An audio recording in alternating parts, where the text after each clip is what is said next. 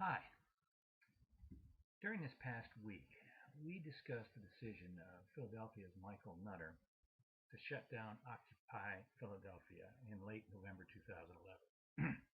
Half of you evaluated the mayor's decision and his leadership from the perspective of the protesters, while the other half of you looked at it from the perspective of the downtown business community. And we could have explored additional stakeholder groups such as the police, the taxpayers, the tourists, and the homeless persons in the city. The point of this exercise was not to determine whether Mayor Nutter was right in what he did or if he handled it well. Rather, it was to introduce us to the complexity of this thing we call leadership. There are many opinions still, 2 months later, on how the mayor's decision was handled. The fact is that as the city's leader, the mayor made a decision, an action was taken, and the results are in. Now, as we uncovered in this exercise, a leader has many constituencies and stakeholders to keep in mind whenever he or she is making a decision. He or she must be clear as to the values that guide any decision and weigh the needs and concerns of various stakeholders every time a decision is made or an action is taken. Moreover, as we found out in this exercise, it is difficult, if not impossible, to please everyone all the time. If we enter into leadership thinking that we'll always make people happy and people will always like what we do, we are in the wrong place.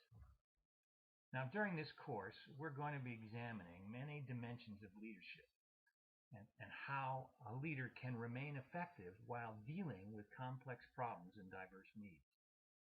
This coming week, we're going to look at another very public leader, Geoffrey Canada, the founder of the Harlem Children's Zone.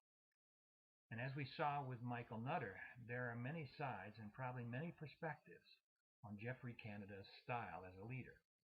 Many people admire what he has accomplished, but many also have reservations on some of the ways he has chose to make these things happen.